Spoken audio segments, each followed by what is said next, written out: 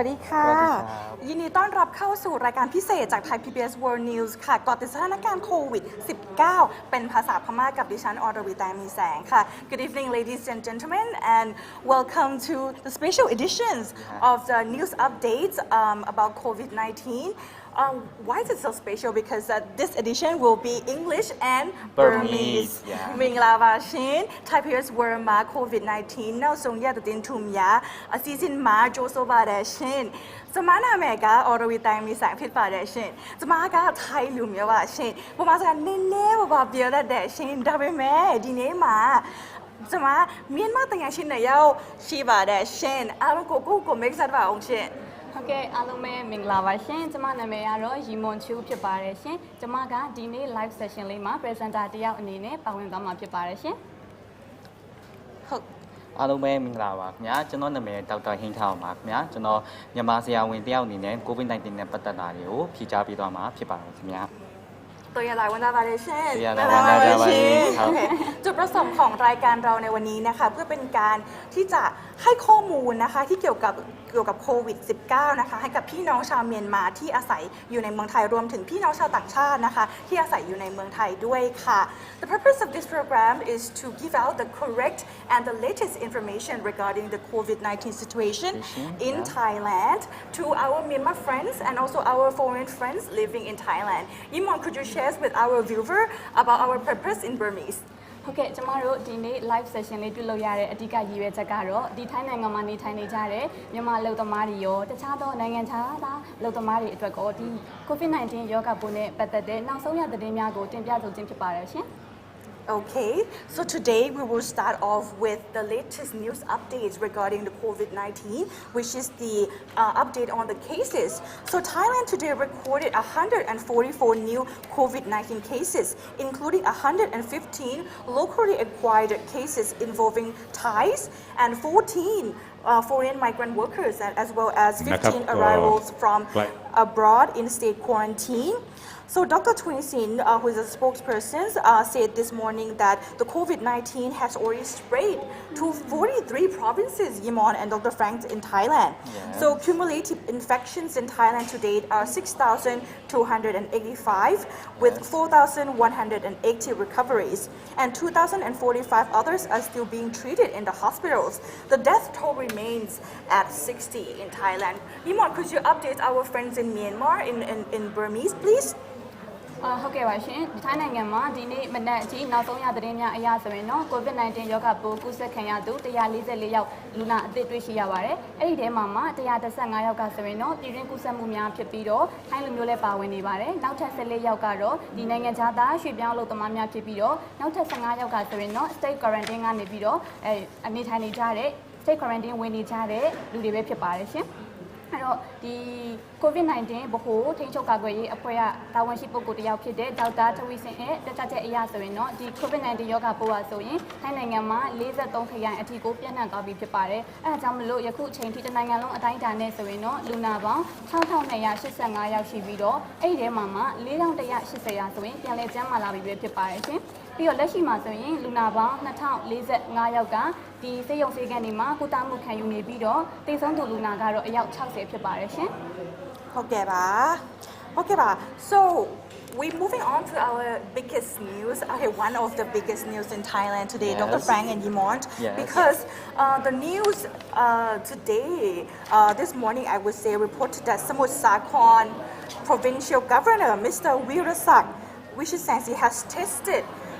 positive for COVID-19, while the Public Health Minister, Mr. Anutin Chanvirakul, and senior officials with the governor have been quarantined 14 days. The Center of COVID-19 Situation Administration spokesman Dr. Twisin Wisnu Yotin told a news conference this morning that those who were within 5 meters of the governor for more than 15 minutes and did not wear face masks have been classified as a high-risk group and told to undergo immediate screening. So other officials in the meeting room have been told to work from home and to monitor their health, wear face masks, and observe social distancing. Mr. Anutin himself, he is the health minister, has also confined himself to home and has undergone a test. So Mr. Anutin aides say the minister's test result cleared him from the disease, but he will take a second test in 5 days. Could you explain more in Burmese for our friends watching? Yes. ဒီနေ့မနေ့နောက်ဆုံးရသတင်းများအရဆိုရင်တော့ဒီစမုတ်စခွန်အစိုးရဒီအဓိကခရိုင်အုပ်ချုပ်ရေးမှူး Richardson စီယာဆိုရင် COVID-19 ရောဂါပိုးကူးစက်ခံရတာဆိုပြီးတော့သတင်းရရှိပါတယ်ရှင်အဲ့တော့ပြီးခဲ့တဲ့ဒီတနင်္ဂနွေနေ့ကဒီသူနဲ့အတူအစည်းအဝေးပြုလုပ်ခဲ့တဲ့ကျမရဲ့ဝန်ကြီးအနုတင်ချန်နဝီရကွန်နဲ့အစိုးရအရာရှိတွေရာဆိုရင်ယခုချိန်မှာ14ရက် quarantine ဝင်နေပြီပဲဖြစ်ပါတယ်ရှင်ပခုကိုဗစ်ထိန်းချုပ်ရေးဌာနရဲ့ပြောရေးဆိုခွင့်ရှိသူဒေါက်တာထဝီစင်ဝိစနုရိုတင်ရဲ့ဒီမနက်ခင်းအစည်းအဝေးခန်းမှာတွက်ချက်ချက်အရဆိုရင်တော့ဒီအာဏာပိုင်တွေနဲ့အတူဒီ9မီတာအတော်အတွင်းမှာ15မိနစ်နဲ့အထက် mask မတက်ပဲနေခဲ့ကြတဲ့သူတွေကကုသနိုင်ခြေအများဆုံးရှိတဲ့သူဖြစ်သတ်မှတ်ထားပြီးတော့အခုချိန်မှာဆိုရင်လည်းကျန်းမာရေးစစ်ဆေးမှုတွေခံယူနေပြီပဲဖြစ်ပါတယ်အဲ့ဒီအစည်းအဝေးခန်းမှာရှိခဲ့တဲ့တခြားသောအစိုးရအရာရှိတွေကိုလည်းအင်ကနေပဲအလုပ်လုပ်ဖို့နဲ့ဒီကျန်းမာရေးအခြေအနေတွေကိုစောင့်ကြည့်ဖို့နှာခေါင်းစည်းမပြတ်တက်ဆင်ဖို့နဲ့ဒီ social distancing ကိုလိုက်နာဖို့လည်းညွှန်ကြားထားပါတယ် Mr. Anutin အနေနဲ့ကလည်းသူ့အိမ်မှာပဲနေထိုင်နေပြီးတော့ဆေးစစ်ဆေးမှုကိုခံယူနေပါတယ်ပြီးတော့ဒီ Mr. Anutin ရဲ့လက်ထောက်တွက်ချက်အရဆိုရင်ဒီဝန်ကြီးရဲ့ကျန်းမာရေးစစ်ဆေးမှုမှာဆိုရင် COVID ရောဂါပိုးမတွေ့ရကြောင်းနဲ့နောက်ထပ်9ရက်အတွင်းမှာဒုတိယတစ်ကြိမ်ဆေးစစ်ဆေးမှုခံယူမယ်လို့လည်းထပ်လောင်းပြောကြားထားပါတယ်ရှင်ဒီဒေါက်တာထဝီစင်ကတွက်ချက်အရဆိုရင်တော့ဝန်ကြီးချုပ်ပရယုတ်ချန်အောင်ချာအနေနဲ့လည်းဒီ COVID-19 ရောဂါပိုးကူးစက်ခံရသူတွေအတွက်စိုးရိမ်လျက်ရှိကြောင်းနဲ့ဒီကူးစက်ခံနေရတဲ့စမုတ်စခွန်အစိုးရဝန်ကြီးရဲ့အနေနဲ့နောက်ထပ်ယောဂမပြန့်ပွားဖို့အတွက်အကောင်းဆုံးစ조사ပြီးနေထိုင်ကြဖို့လည်းတိုက်တွန်းထားပါတယ်ရှင် Thank you very much for the update. ကျေးဇူးများတင်ပါတယ်ရှင် Okay. What we have on the live with us right now is very, I would say, our honor to have Mr. Nattapanu Nopakun, who is a deputy spokesperson of Ministries of Foreign Affairs, who is on the live with us to share about the Thai government policy regarding how to take care of the Myanmar people, as well as his message. What would be his message for the Myanmar people? สวัสดีค่ะ สวัสดีค่ะ สวัสดีครับ สวัสดีค่ะ เป็นเมฆบัง Hi, good evening. How are you? I'm doing fine, thank you. Okay, my name is Onrovi, and I'm here with our Myanmar colleagues, Dr. Frank and Ms. Yimond, who will be joining me today. Sure. So I believe that Myanmar workers and Myanmar people living in Thailand would like to hear from the Thai government. So what would be the policy of the Thai government toward the Myanmar people, especially the Myanmar workers living in Thailand, sir? Well, thank you. Yes. Well, I'll just start first by saying that we recognize the importance of all migrant workers, all foreign nationals, those who call Thailand home, who have been contributing to the Thai economy and Thai society for many decades. I think we've been getting progress in our economy, society for many decades because of this melting pot of in our society, which includes like foreign expats, foreign migrant workers, and especially, of course, our friends from within the ASEAN region. They're particularly close to us. So the AEC, ASEAN nationals living and working in Thailand from either from Myanmar or Cambodia or Laos or Malaysia. So we recognize that importance. And of course, in the high policy level, the governments have been in close touch, of course, because we're fellow members of the ASEAN family. And particularly during COVID, there's been closer contact between the Prime Minister and the government in Myanmar, between the Foreign Minister of Thailand and his counterpart on various issues, including like on transnational crime, on border issues, and on taking care of the labor force, the migrant labor force in Thailand as well. Okay, so before we continue, please allow my colleagues to translate into Burmese for our Myanmar people watching the show, sir. ဟုတ်ကဲ့ပါရှင်အခုဆိုရင်တော့ဒီထိုင်းနိုင်ငံရဲ့နိုင်ငံခြားရေးဝန်ကြီးဌာနကပြောရေးဆိုခွင့်ပုဂ္ဂိုလ်တဦးဖြစ်တဲ့Mr. Nattapanu Nopakon ကိုမေးမြန်းထားတာပဲဖြစ်ပါတယ်ပထမဦးဆုံးမေးမြန်းလိုက်တဲ့အကြောင်းအရာကတော့ဒီထိုင်းနိုင်ငံမှာရှိနေတဲ့မြန်မာအလုပ်သမားအထူးသဖြင့်မြန်မာရွှေ့ပြောင်းအလုပ်သမားတွေအတွက်ထိုင်းနိုင်ငံအစိုးရရဲ့ policy ကိုမေးမြန်းထားတာပဲဖြစ်ပါတယ်အဲ့တော့ဒီပြောရေးဆိုခွင့်ရှိသူရဲ့ဖြေကြားချက်အရဆိုရင်တော့ဒီထိုင်းနိုင်ငံမှာရှိနေတဲ့ဒီရွှေ့ပြောင်းလုပ်သမားများအားလုံးမြန်မာအပါအဝင်ကမ္ဘောဒီးယားလာအိုမလေးရှားစတဲ့ဒီရွှေ့ပြောင်းလုပ်သမားအားလုံးကိုအကုန်လုံးကိုအလေးထားပြီးတော့ဆက်ဆံနေဆိုတဲ့အကြောင်းပြီးတော့ဒီအလုပ်သမားတွေချောင်းတာပဲထိုင်းနိုင်ငံရဲ့စီးပွားရေးကဒီရက်တည်နေရတဲ့အကြောင်းပြီးတော့ဒီအထူးသဖြင့်အာဆီယံရင်းနှီးတဲ့အာဆီယံနိုင်ငံတွေနဲ့ဆယ်စုနှစ်များစွာအတူလက်တွဲလှုပ်လာခဲ့တဲ့အကြောင်းကိုလည်းအလေးပေးပြောကြားထားပါတယ်အဲ့ဒီအပြင်ဒီထိုင်းနိုင်ငံအစိုးရနဲ့မြန်မာနိုင်ငံအစိုးရအနေနဲ့လည်းဒီနေနမိတ်ဆက်ဆံရေးပေါ့နော်ဒီ border issues တွေနောက်တစ်ခါဒီထိုင်းအလုပ်သမားအင်အားတွေနဲ့ပတ်သက်ပြီးတော့လည်းဆက်လက်ညှိနှိုင်းမှုတွေလုပ်ဖို့အစီအစဉ်ရှိရလို့လည်းပြောကြားထားပါတယ်ရှင်ဟုတ်ကဲ့ပါ Okay so moving on to the next question sir what would be your message to the Myanmar people who are watching our show right now like what would be the message from the Thai government to them Well, I guess the message is that we would want the Myanmar community in Thailand to continue to be very strong members of our society. Of course, these days it's very challenging because of COVID and some groups of Myanmar migrant workers have been affected, of course, in the new wave in Samut Sakhon. But the message, of course, is that we want them to continue to be strong, to have the confidence and to have the faith, have the faith and still believe in the potential that they would have in working in Thailand. On the ground in Samut Sakhon, there had been, of course, a lot of coordination with the Myanmar side, including on how to tend to take care of the migrant workers, to tend to their needs, especially those who are in areas that are being cordoned off temporarily now in terms of their food and their needs, all their medical needs, on how to de-stress, make them not be too stressed, as well as on language interpretation as well, and all the medical and testing in terms of the testing for the COVID. So that has been going on, including like in terms of giving of food and all the necessities that they need while they are in the area in Samut Sakhon. So that's been going on. It's a very important issue for the government and also for the province of Samut Sakhon as well to take care of the people affected in Samut Sakhon. Okay, sir. Please allow us some time to translate to our Myanmar friends watching the show. Yeah. ဟုတ်ကဲ့မင်္ဂလာပါကျွန်တော်ဒီပေါ့နော်ဆရာနပ်တပနူနပ်ပုတ်ခေါ်ကနေပြီးတော့ဒီညီမလူမျိုးတွေကိုပေါ့နော်ဘယ်လိုမျိုး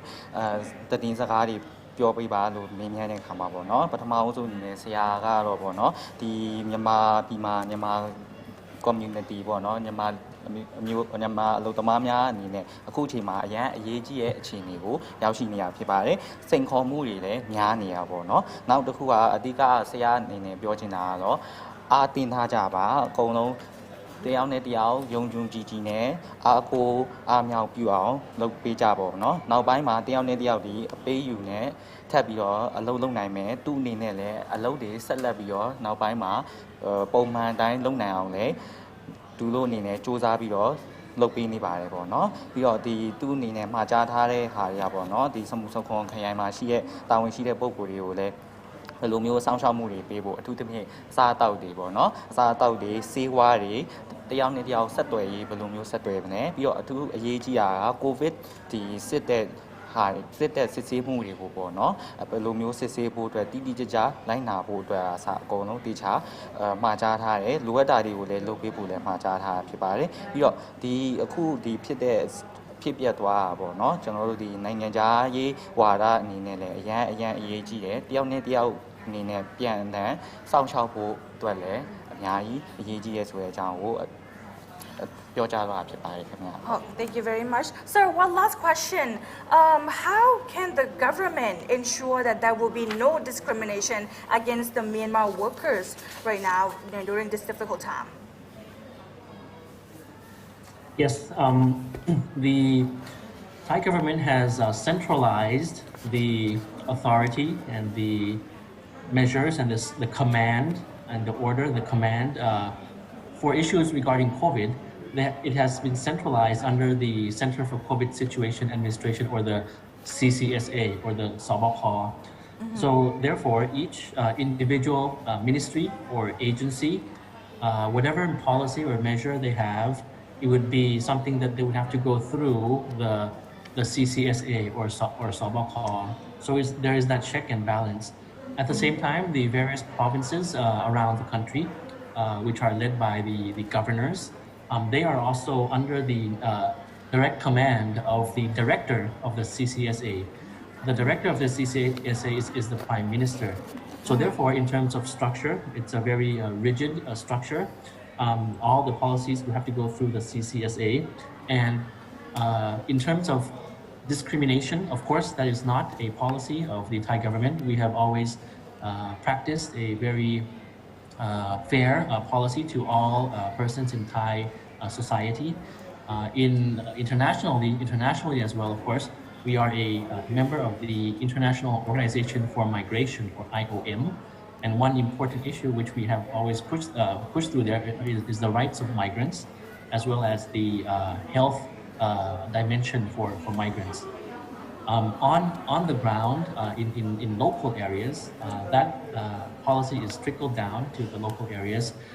So if there are any isolated cases concerning discrimination, the governors would be aware, and that would be reported to the CCSA and actually the Prime Minister as well. At the same time, we coordinated very closely with the Myanmar embassy here in Bangkok, and we've been talking to them on many things. One thing, of course, is that all the Myanmar migrant workers will be treated in the same way that Thai labor or Thai migrant workers are treated. Just for example, we've been discussing with the Myanmar embassy in Thailand regarding many details on the needs of the Myanmar people in Samut Sakhon, including the management system of water, of trash, even like into those details of the food, of the living conditions, in terms of segregating, separating those who are at risk and those who are high risk or low risk within the same Myanmar group of people. So we've been discussing with them on those details, which means that, of course, the policy that we have for them is the same as how we would treat Thai labor in the same situation as well. So just to ensure from the policy level, CCSA structure control, provincial level, isolated incidents being reported, and also all the detailed discussions that we have to take care of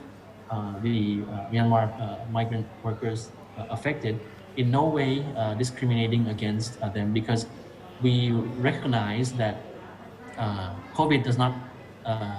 distinguish between nationality, of course. Right. It doesn't distinguish if you're a migrant worker or a business person or an ASEAN student, or a government official. It does not discriminate if you are Thai or non-Thai. Since COVID does not discriminate, well, we will not discriminate as well. Okay, thank you very much for joining us today, sir. Thank you very much. สวัสดีครับ สวัสดีค่ะ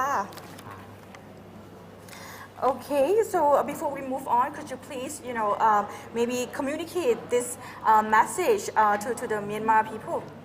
ကဲအခုနောက်ဆုံးဆက်လက်ပြီးတော့မေးမြန်းလိုက်တဲ့ဘေးကုန်းလေးကတော့ဒီထိုင်းနိုင်ငံအစိုးရအနေနဲ့ပေါ့နော်ဒီမြန်မာလုပ်သားတွေပေါ့ခွဲခြားဆက်ဆံတာမျိုးမရှိရအောင်ဘယ်လိုမျိုးတေချာအောင်လုပ်မလဲဆိုတဲ့မေးခွန်းကိုမေးမြန်းလိုက်တာပဲဖြစ်ပါတယ်အဲ့တော့အဲ့ဒီအတွက်ကိုလည်းဒီဆရာရဲ့ပြောကြားချက်အရဆိုရင်ဒီထိုင်းနိုင်ငံအစိုးရကလည်းဒီအစိုးရရဲ့အခွင့်အာဏာကိုအသုံးပြုပြီးတော့ဒီအမိန့်ချမှတ်ပြီးတော့လူတွေဒီလိုမျိုးနောက်ထပ် ခွဲခြားဆက်ဆံမှုမျိုးမပြုလုပ်အောင်တေချာအောင်အမိန့်တွေထပ်မှတ်မယ်လို့လည်းသူပြပြထားပါတယ်ပြီးတော့ဒီယောဂထိန်းချုပ်ရေးနဲ့ပတ်သက်တဲ့အဓိက policy တွေကိုချမှတ်တာကတော့ဒီ COVID-19 ဗဟိုထိန်းချုပ်ရေးဌာနကချမှတ်တာပေါ့နော်အဲ့ဒီ policy တွေချမှတ်တဲ့အခါမှာလည်းတူရန်စာမရွေးနောက်တစ်ခါနိုင်ငံသားအားလုံးမခွဲခြားဘဲနဲ့ဒီတန်းတူညီမျှဖြစ်အောင်လို့ policy တွေကိုအဓိကချမှတ်ထားရလို့ပြောကြားထားပါတယ်။အဲ့ဒီအပြင်ကိုအခုလောလောဆယ်အခြေအနေမှာဒီထိုင်းနိုင်ငံအစိုးရကလည်းမြန်မာတန်ယုံနဲ့အနိကအလုတ်ကိုင်းလျက်ရှိပြီးတော့ဒီတနိုင်ငံလုံးမှာရှိတဲ့ဒီမြန်မာလူမျိုးတွေ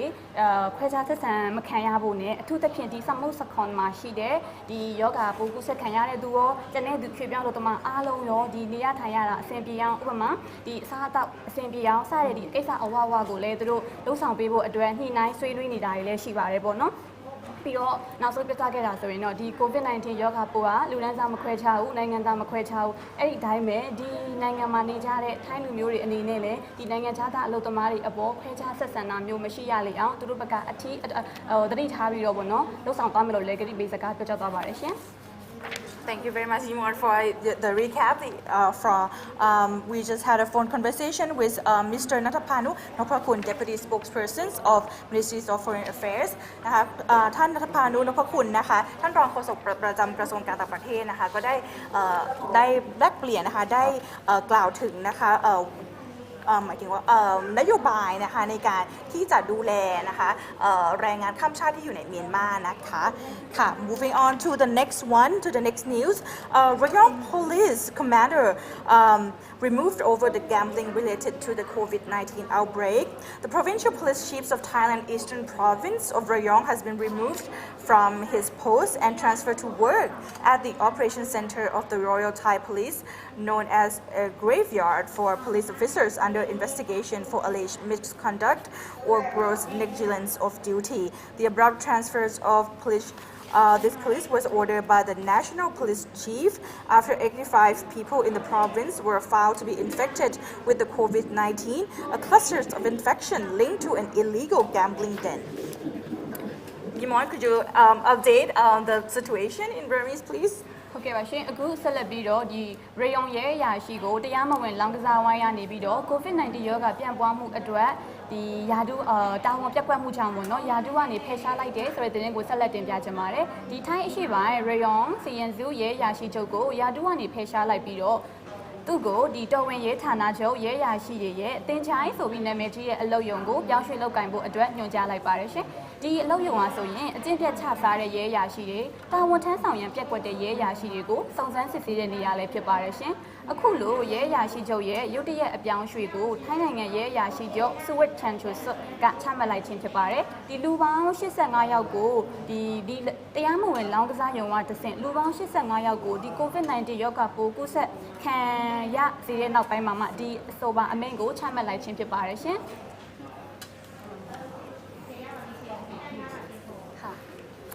So thank you very much once again, Yimon, for your updates.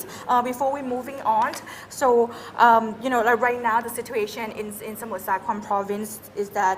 there is a lockdown at two main markets, which are the shrimp market and as well as the Sea Mueang market. Yes. And from what I have checked, the situation right now is that there will be no public transportation around the area, and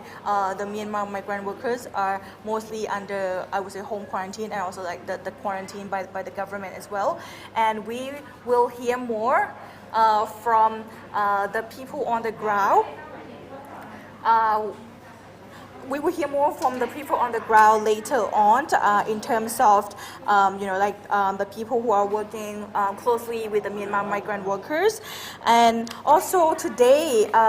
there is an update from Samut Sakhon that there will be few hospitals set up. And then before we go into that, let's hear from Samut Sakhon Province with U Kai Ji, Director of Aid Alliance Committee for Myanmar workers, and Yimon, could you please? ဟုတ်ကဲ့ပါရှင်မင်္ဂလာပါရှင်ဟုတ်ကဲ့မင်္ဂလာပါဗျာ Hello မင်္ဂလာပါရှင်ဦးခိုင်ကြီးဟုတ်လားဟုတ်ကဲ့မင်္ဂလာပါမင်္ဂလာပါရှင်ဟုတ်ကဲ့မင်္ဂလာပါဗျာဟုတ်ကဲ့ဆရာရှင်မင်္ဂလာပါအခု ကျမတို့ပေါ့နော်ပထမဦးဆုံးစပြီးတော့ဥခိုင်ကိုမေးမြန်းခြင်းနဲ့မေးခွန်းလေးရတော့အခု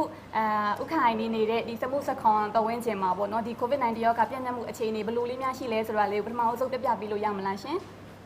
ဟုတ်ကဲ့ဗျာစတာကုန်းခရိုင်မှာတော့လေဒီ COVID-19 ပြန့်နှံ့မှုဆိုတာကတော့အလုပ်သမားတွေတော်တော်များများကသူတို့ကိုသူတို့ယောဂပိုးရှိတာလားယောဂပိုးမရှိဘူးလားဆိုတာကိုအတိအကျမသိရဘူးဟုတ်ကဲ့အခုစိတ်ကူးတာမှုခံယူတယ်ဆိုတာလေဒီတတိယနာဒီမှာကျင်ညာပြီးမဲ့ဘယ်နေရာမှာစိတ်ကူးတာမှုခံယူတယ်ဘယ်နေရာမှာကြောင်းချထားတယ်ဆိုတော့အားကိုလည်းစနစ်တကျမသိရဘူးအလုပ်သမားတွေကစိုးရိမ်မှုတွေဖြစ်နေတာပေါ့နော်ဟုတ်ကဲ့ပါရှင်ဟုတ်ကဲ့ဒီတော့များနေတယ်အဲ့ဒီတုံးသမားဒီဗမာစိတ်ကူးတာမှုရှိတယ်ဆိုတာအတိအကျမပြောပေါ်ပြတာဟုတ်ကဲ့ပါရှင်အဲ့ဒါဆိုရင်လေအခုဒီလိုအခြေအနေရှိနေတယ်ဆိုတော့ဒီဆရာတို့အနေနဲ့ဘလို့အကူအညီအထောက်ပံ့မျိုးများအဓိကဟိုလိုအပ်နေလဲဆိုတာလေးတော့တစ်ချက်လောက်ပြပြပေးပါအောင်ရှင်ကျွန်တော်တို့ကပထမဆုံးစပြီးတော့ဒီ positive မိတယ်ဆိုပြီးတော့မှထိုင်းဆိုရသတင်းဌာနတွေကြေညာလိုက်တယ်လူပေါင်း400ကျော်ကနေပြီးတော့900အထိ2ရက်သက်တိုင်မှာတက်သွားတဲ့အခြေအနေမှာအဲ့ဒီလူနာတွေကဘယ်နားမှာရှိတယ်ဆိုတာကိုစည်ရင်းတရားအကြည့်ကြမပြတဲ့အတွက်ဒီ lockdown ချတာတဲ့တယ်လီဖုန်းရဲ့ဒီဖယ်ထဲမှာနေရတဲ့အလုပ်သမားတွေတော်တော်များများကစိတ်ပူပန်မှုတွေဖြစ်တာပေါ့ positive မိတဲ့လူနဲ့ positive မမိတဲ့လူနဲ့ပူပေါင်းပြီးထားတဲ့ကိစ္စကိုတော့အလုပ်သမားတွေကစိတ်နှောက်ချက်ဖြစ်တာပေါ့ဗျာဖြစ်နိုင်မယ်ဆိုရင်တော့တကယ်ယောဂပိုးရှိနေဆိုရင်တရားဝင်ပြင်ညာပြီးတော့မှအပြင်ကိုထုတ်ပေးပြီးတော့မှစေုံစေကန်တွေပို့ပေးဖို့အတွက်အလုပ်သမားတွေကအဲ့လိုကူညီမှုပဲလိုချင်တာပေါ့ထိုင်းဆိုရဘက်ကဟုတ်ကဲ့ပါရှင်ဟုတ်ကဲ့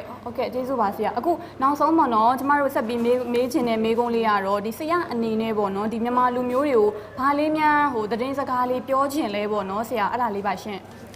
ကျွန်တော်ကပြောချင်တာတော့အလုပ်သမားတွေအနေနဲ့လက်ရှိထိုင်းနိုင်ငံမှာနေတဲ့အတွက်ထိုင်းနိုင်ငံအလုပ်သမားဝန်ကြီးဌာနရဲ့ပြဋ္ဌာန်းထားတဲ့ကျန်းမာရေးတီမီစီကံတွေကိုလိုက်နာကြပါငါ့တီကိုတက်ပါကျွန်တော်တို့တတ်မှတ်ထားတဲ့ဥပဒေတိုင်းပဲလူမှုလူဝေးတွေမသွားဘူးအလေခီးတွေမသွားဘူးအဲ့ဒါလေးကိုတော့တက်နိုင်လို့ဒီတိုက်ကြပါလို့ဒါပဲပြောကျွန်တော်တို့သူများနိုင်ငံမှာနေတော့သူများနိုင်ငံစီကံဥပဒေလိုက်နာကြဖို့ကျွန်တော်ဒါလေးမှာတင်ပါတယ်ဗျဟုတ်ကဲ့ပါရှင်ဆရာဥခိုင်ကြီးရှင်ကျေးဇူးအများကြီးတင်ပါတယ်နော်အခုလိုလာပြီးတော့ဖြေချပေးတဲ့အတွက်ဟုတ်ကဲ့ဗျာဟုတ်ကဲ့ကျေးဇူးပါကျေးဇူးပါရှင်ဟုတ်ကဲ့မင်္ဂလာပါကျေးဇူးပါကျေးဇူးများကြီးတင်ပါတယ်ရှင်ဦးခိုင်ကြီး Director of Aid Alliance Committee from Myanmar Workers Dr. Frank could you recap of what U Khai ji has shared with us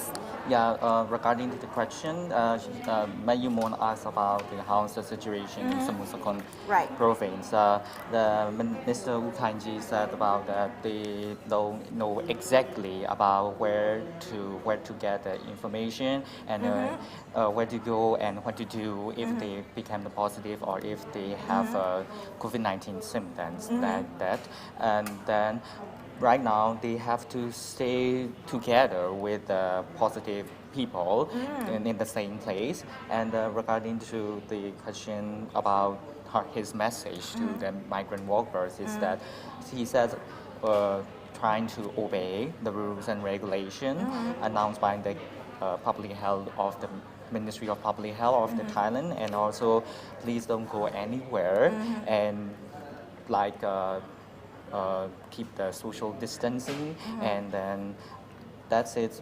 about that. Yeah. Okay. ตะกี้นะคะทางรายการของเรานะคะได้คุยกับทางDirector ของ AAC นะคะก็คือเป็นหน่วยงานที่ทำงานกับแรงงานข้ามชาตินะคะซึ่งทางอูไข่จีนะคะที่เป็น Director ของหน่วยงานนี้นะคะก็ได้แจ้งกับทางเรานะคะว่าตอนนี้นะคะสถานการณ์ที่จังหวัดสมุทรสาครก็คือว่าทางแรงงานข้ามชาตินั้นยังขาดข้อมูลที่ถูกต้องนะคะแล้วก็ยังไม่ทราบว่าจะต้องปฏิบัติตัวอย่างไรในสถานการณ์แบบนี้นะคะรวมถึงกับว่าบางท่านเนี่ยที่เทสแล้วนะคะเป็นมีติดเชื้อนะคะก็ยังจะต้องอยู่กับคนที่ไม่ติดเชื้อก็คือการจัดการเรื่องของที่อยู่อาศัยเนี่ยก็ยังไม่เป็นที่เรียบร้อยนะคะโดยที่ท่านอูไข่จีนะคะก็มีการกล่าวเพิ่มเติมนะคะว่าให้ทางแรงงานข้ามชาตินะคะให้ปฏิบัติตามกฎนะคะจากทางรัฐบาลแล้วก็ไม่เดินทางไปถ้าไม่จำเป็นแล้วก็รวมถึง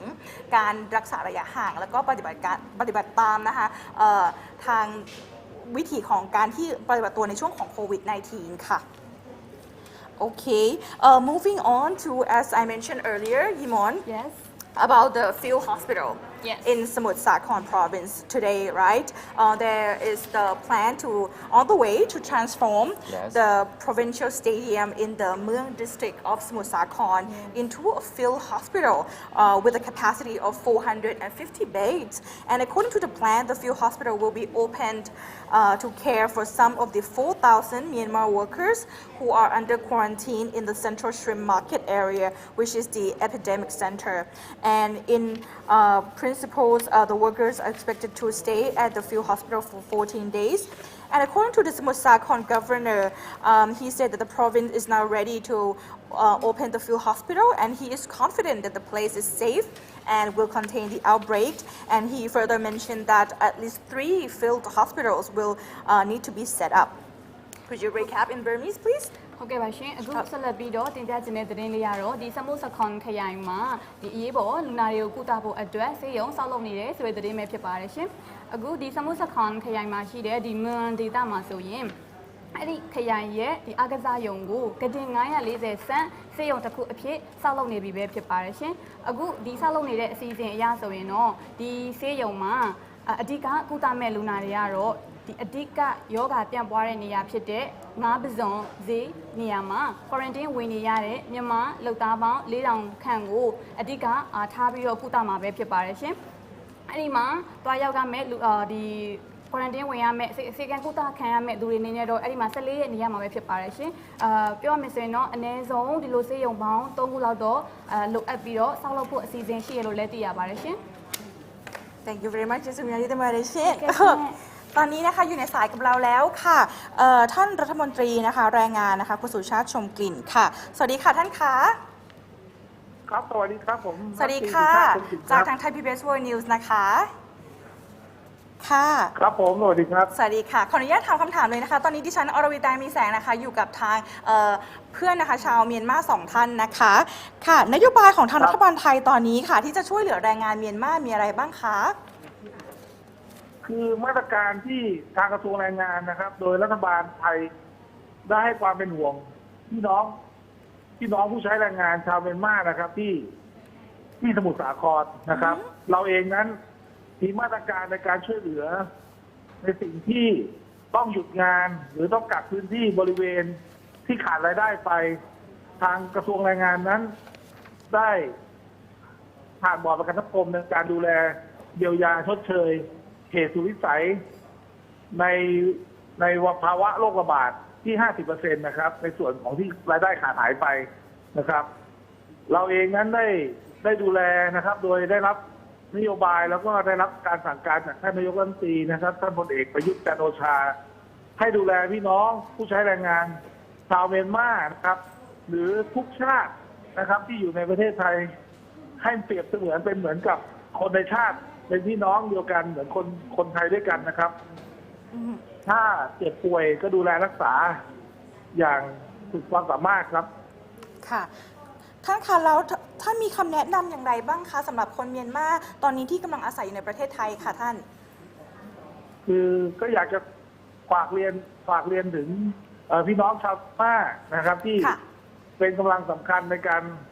ช่วยเหลือในการทำเป็นในการทำงานนะครับในการช่วยกันสร้างเศรษฐกิจของประเทศไทยที่ผ่านมาก็อยากจะฝากว่าเราเองนั้นก็พยายามช่วยเหลือและดูแลเต็มที่นะครับแล้วก็ไม่ต้องเป็นห่วงนะครับว่าในสิ่งที่ท่านเจ็บป่วยนั้นจะลำบากในการรักษาเราเองนั้นพี่น้องชาวเมียนมาที่อยู่ในระบบประกันสังคมเราดูแลรักษา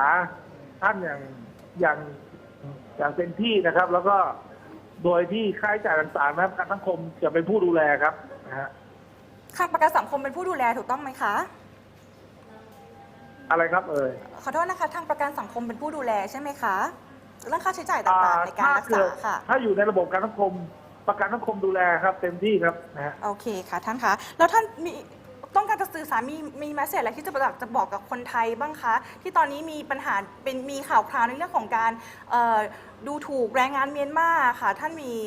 อะไรจะบอกกับคนไทยบ้างคะผมว่าตรงส่วนนี้มีคนส่วนน้อยแล้วก็คิดกันอาจจะสื่อสารกันผิดจริงๆแล้ว คนไทยหรือจะเป็นรัฐบาลไทยเองก็ไม่ได้มีความคิดตรงนั้นนะฮะแล้วก็เราเองถือว่าเป็นชาติพี่น้องกันนะฮะแล้วเราเองก็ต้องดูแลเขาระหว่างที่เรามีธุรกิจเราก็ได้เขาในการที่ช่วยเหลือเศรษฐกิจช่วยเหลือธุรกิจของเราให้เติบโตผมเชื่อว่าคงจะเป็นแค่คนน้อยหรืออาจจะเป็นการสื่อสารที่คลาดเคลื่อนจริงๆแล้วไม่น่ามีประเด็นเรื่องนี้เพราะว่ารัฐบาลโดยพนักท่านนายกรัฐมนตรีท่านได้กำชับให้ดูแลพี่น้องผู้ใช้แรงงานอย่างเท่าเทียมกันนะครับแล้วอย่างสุดความสามารถนะครับอยู่แล้วนะฮะค่ะขอบพระคุณท่านมากเลยนะคะที่สละเวลามาร่วมรายการในวันนี้ค่ะครับผมครับขอบพระคุณค่ะ So to recap from the labor ministers that we have just talked on the phone, that he said there are measures and policy from the Thai government to help the Myanmar workers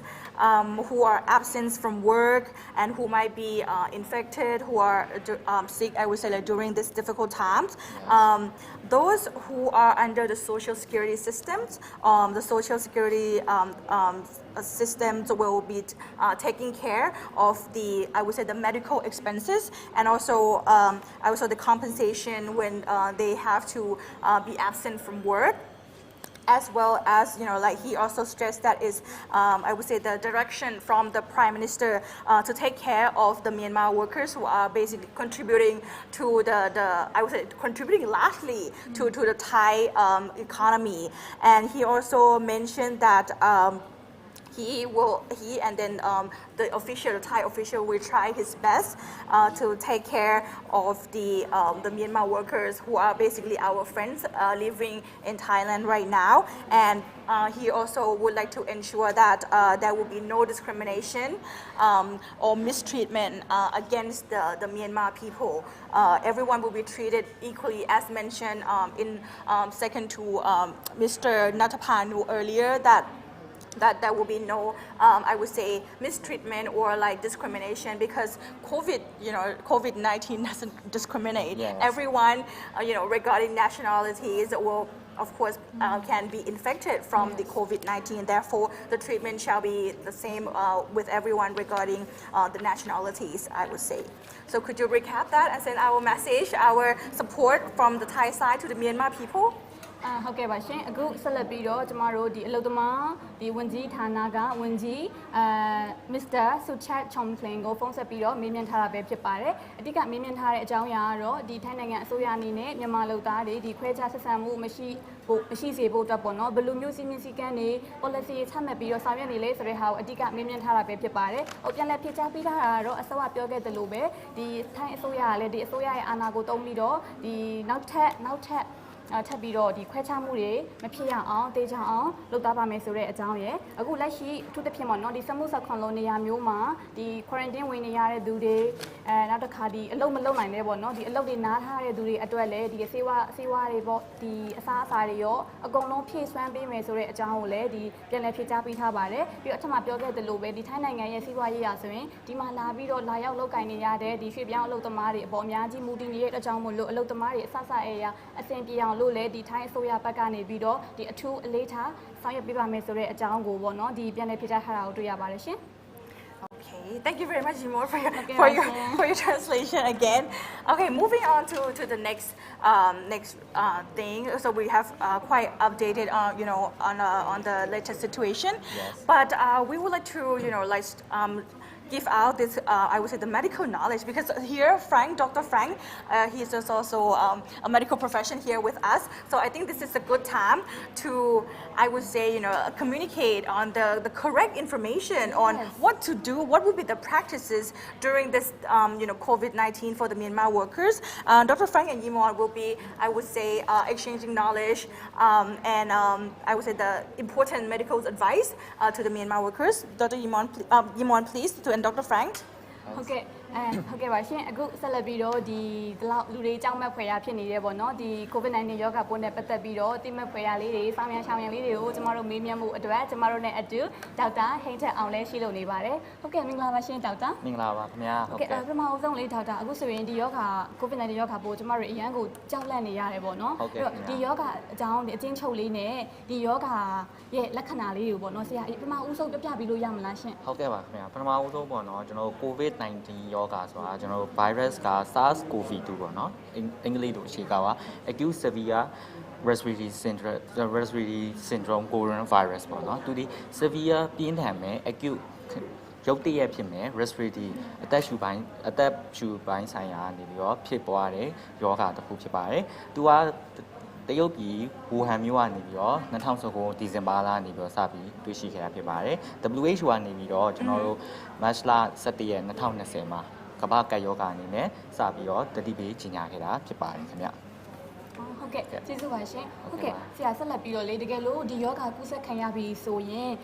ဘယ်လိုမျိုးနေထိုင်ပြုမှုရမယ်ဆိုတဲ့အကြောင်းပြီးတော့အဲ့ဒီမတိုင်ခင်လေယောဂါပိုးကူးစက်မခံရအောင်ပေါ့နော်ဘယ်လိုမျိုးကာကွယ်ပြီးတော့နေရမယ်ဆိုတဲ့အကြောင်းလေးကိုလည်းဆရာချက်လောက်ဆွေးနွေးပေးပါအောင်ရှင်ဟုတ်ကဲ့ပါခင်ဗျာပထမအဆုံးကျွန်တော်ပေါ့နော်ယောဂါပိုးဘယ်လိုနီးနဲ့ကူးစက်နိုင်လဲဆိုတာကိုတစ်ချက်ပြောပြချင်ပါတယ်ခင်ဗျာကျွန်တော်တို့ဒီယောဂါကအသက်ရှူလမ်းကြောင်းကနေတစ်ဆင့်ဖြစ်ပွားတဲ့ယောဂါဆိုတော့ကျွန်တော်တို့ဒီအသက်ရှူလမ်းကြောင်းကနေပြီးတော့ကူးစက်ဖို့အများဆုံးဖြစ်တာပေါ့နော်ပထမဦးဆုံးကျွန်တော်တို့ဒီခန္ဓာကိုယ်မှာရှိရဲ dryer 3ပေါက်ပေါ့နော်ကျွန်တော်တို့မျက်စိနှာခေါင်းပါးစပ်ပေါ့နော်အဲ့ရနေသစင်ကူးစက်နိုင်ပါတယ်ဥပမာပြောရမယ်ဆိုရင်ကျွန်တော်တို့ဒီ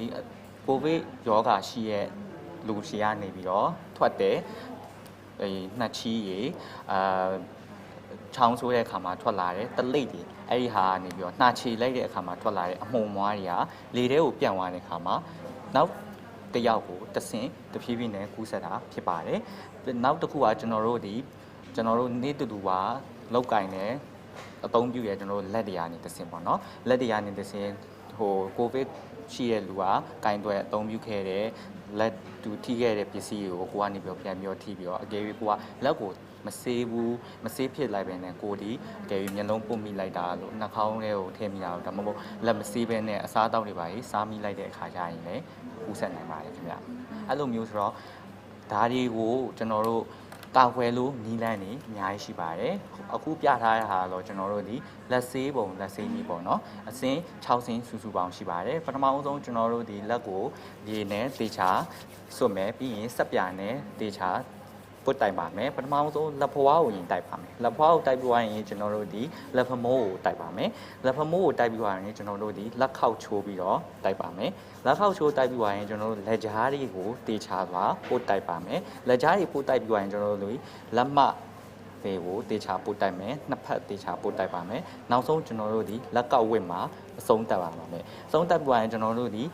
ရေနဲ့တေချာစင်ကြအောင်ဆေးမယ်ဆေးပြီးွားရင်တန့်စင်တဲ့တီရှူတို့မဟုတ်လက်ကင်ဘွားနဲ့တုပ်ပြီးမှကျွန်တော်တို့ဒီခုန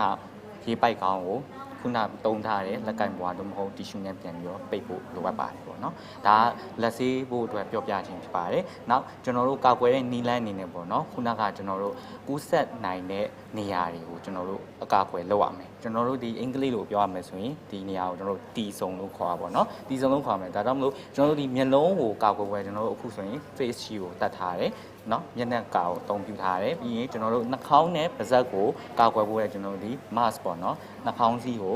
တက်ဖို့လွယ်နှာခေါင်းစည်းမှာဆိုရင်ကျွန်တော်တို့ဒီ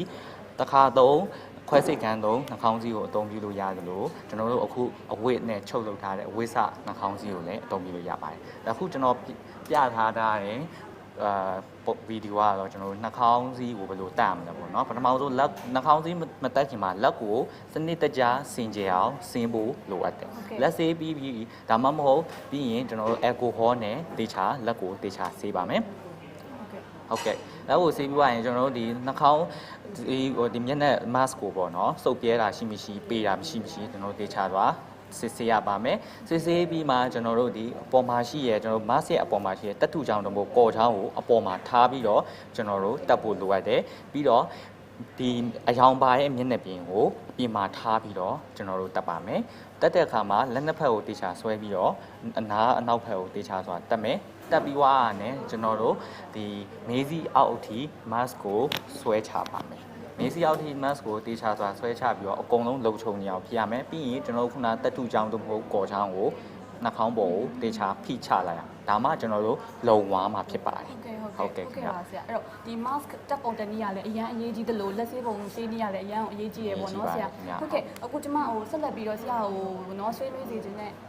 အကြောင်းအရာဆိုရင်တော့ဒီအခုနောက်ပိုင်းကျမတို့ကြားလာရတာပေါ့နော်ဒီပထမတစ်ခါယောဂပိုးကုသခံထားရတဲ့သူကနောက်တစ်ခါယောဂပိုးပြန်လဲကုသခံရတယ်ဆိုတဲ့သတင်းတွေကျမတို့တွေ့နေရတယ်ပေါ့နော်အဲ့ဒီအကြောင်းအရာနဲ့ပတ်သက်ပြီးတော့ဆရာနည်းနည်းလေးဆွေးနွေးပေးပါအောင်ရှင်ဟုတ်ကဲ့ပါခင်ဗျာဒါကတော့ဟိုပေါ့နော်လူအများဆုံးအခုနောက်ပိုင်းမေးလာပေါ့နော်ဟိုကုသတဲ့လူကြီးကလည်းကဘာပေါ်မှာတန်း80ဖြစ်လာပြီပေါ့နော်အဲ့လိုဆိုတော့ပထမဆုံးနောက်တစ်ခါပြန်ဖြစ်နိုင်တဲ့ထက်ဆိုင်ကျွန်တော်အခုရှင်းပြချင်တာပေါ့နော် COVID-19 ရောဂါပိုးဝင်ပြီးတော့ကျွန်တော်တို့ဒီခန္ဓာကိုယ်ကနေပြီးတော့ကျွန်တော်တို့အခုချိန်မှာ COVID-19 ရောဂါကိုကြောက်အောင်ကုနိုင်တဲ့ဆရာမပေါ်သေးတော့ကျွန်တော်တို့ဒီအခုကျွန်တော်တို့ရဲ့အဓိကကိုခံအားနဲ့တိုက်ထုတ်တာဖြစ်တယ်ကိုခံအားကတနည်းအားဖြင့်ကျွန်တော်တို့ခန္ဓာကိုယ်ထဲကို virus ကဝင်လာတဲ့အခါမှာကျွန်တော်တို့ခန္ဓာကိုယ်ကနေပြီးတော့ဒီ virus ကိုတိုက်ထုတ်ဖို့အတွက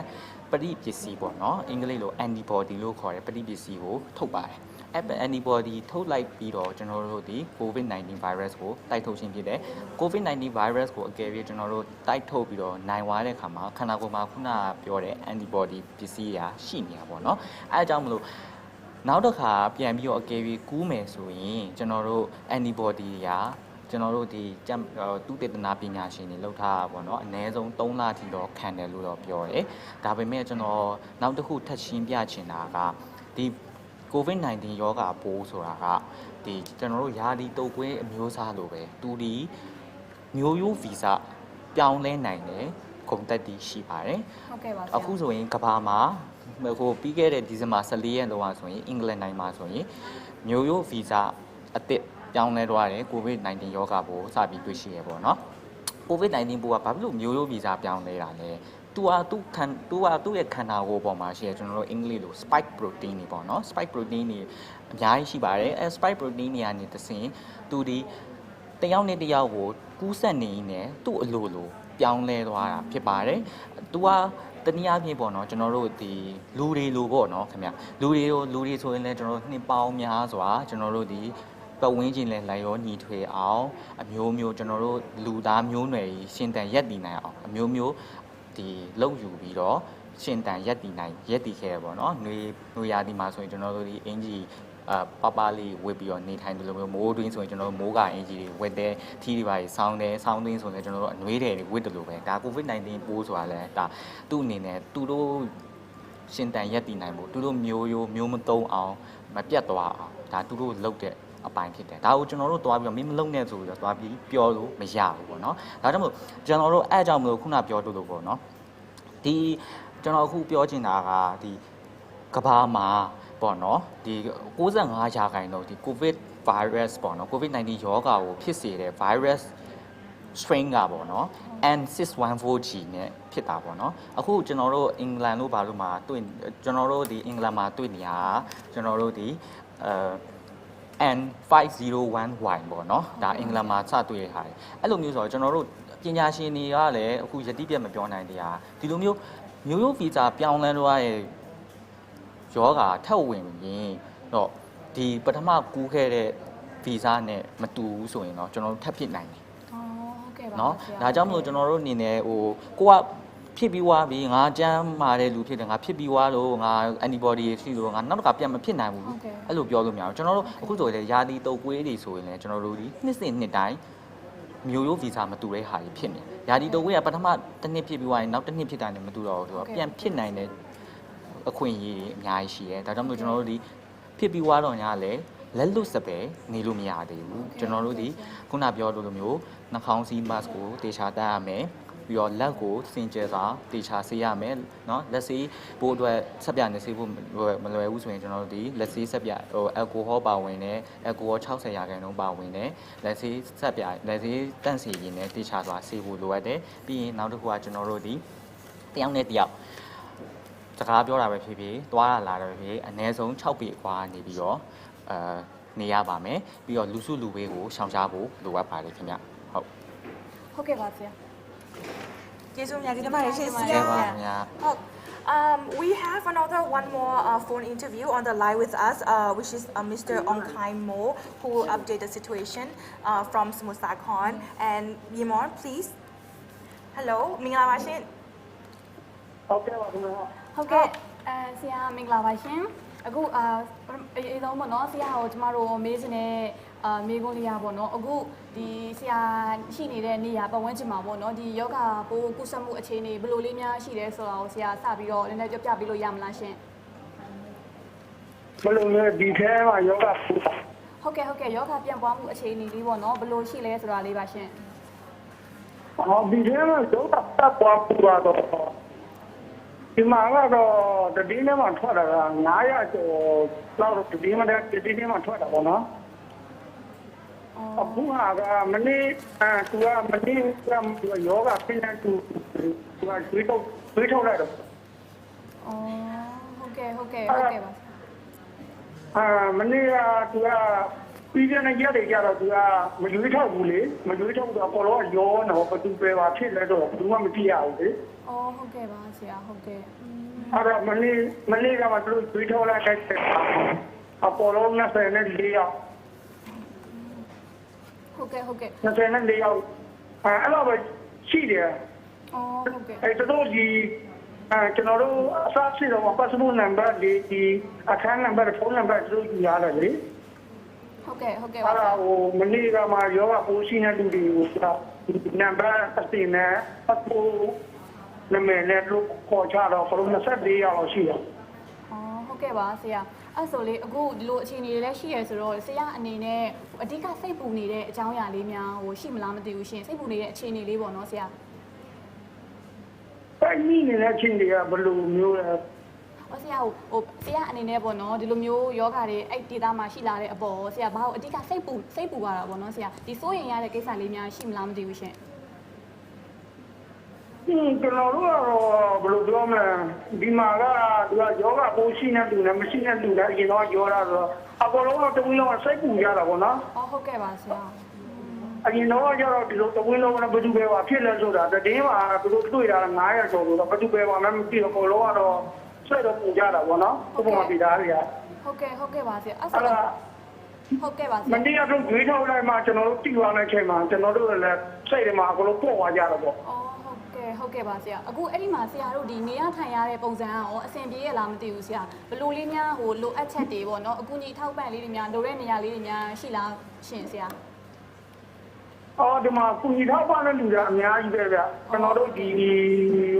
ရှေးုံကြီးကလည်းကျွန်တော်တို့လက်လူတယ်နောက်ပြီးထိုင်းတထေးတွေကလည်းဆန်လေးရှိတယ်လက်လူတယ်နောက်ပြီး AC ကလည်းအတီးရွက်တွေလက်လူပေးတယ်ဘုန်းကြီးကျောင်းတွေလည်းလက်လူပေးတယ်ဗောနော်လက်လူရတဲ့လူတော်တော်များပါတယ် ဟုတ်ကဲ့ပါဆရာအဲ့ဆိုရင်လေအခုဆရာအနေနဲ့ပေါ့ဒီမြန်မာလူမျိုးတွေကိုဖြစ်ဒါမှမဟုတ်ဒီထိုင်းလူမျိုးထိုင်းအစိုးရကိုဖြစ်ဆရာအနေနဲ့ဟိုပြောချင်တဲ့သတင်းစကားလေးများရှိမလားရှင်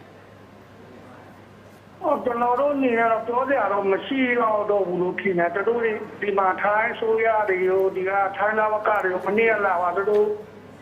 ကျွန်တော်တို့အပေါ်လုံးကိုတို့ဒီဗမရှိတဲ့လူတွေကိုပိုင်းအောင်ကတ်လုပ်ပြီးမှနောက်ပြီးတော့ဟိုယောဂရှိတဲ့လူလည်းဘာမှမပူနဲ့ပေါ့နော်အဲ့လိုမျိုးတို့ပြောရတဲ့အတွက်ကျွန်တော်တို့လည်းအားလုံးကအဆင်ပြေပါတယ်ဟုတ်ကဲ့ ပြောစရာတော့ဘာမှမရှိတော့ပါဘူး ဟုတ်ကဲ့ပါဆရာအခုလိုမျိုးလေးဖြေချပေးရကျေးဇူးအများကြီးတင်ပါတယ်နော်ဆရာဟုတ်ကဲ့ကျေးဇူးပါရှင် ဟုတ်ကဲ့ပါ Can we have a recap in English a little bit? Yeah, Okay. and she asked the Mayimon asked about him, like how's the situation and how there will be any worrying things like that. So he said that right now they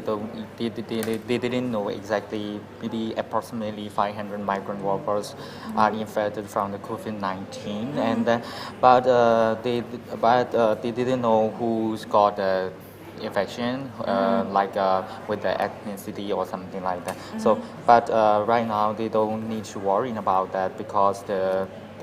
general hospital from Samut Sakhon province and also the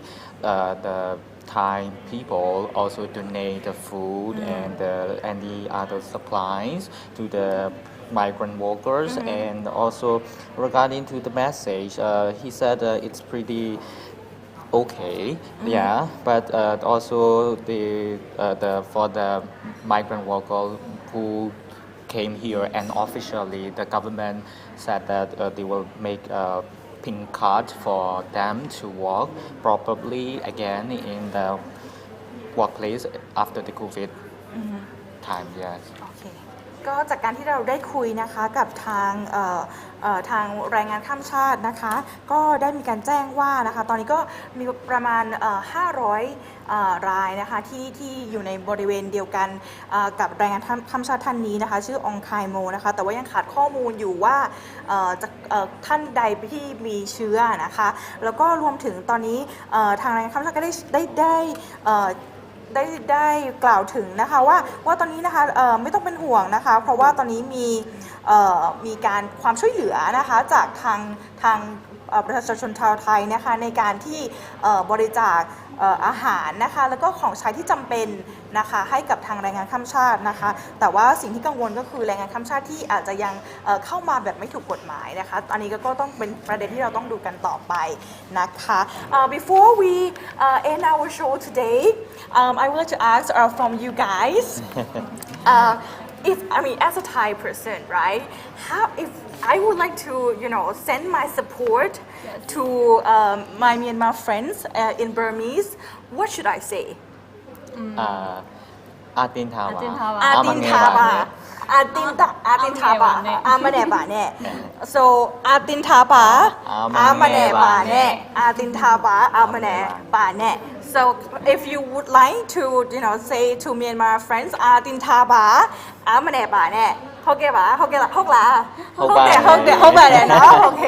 And that's all for our program today. Please stay tuned with us. We will be back again tomorrow at 5 p.m. Same time, same place on Thai PBS World Facebook, YouTube channels, and also our social media presence. Before we go, should we wish them in Burmese? Yes. How do we say it? Janma. Tukani. Dia Songba Se. สวัสดีค่ะ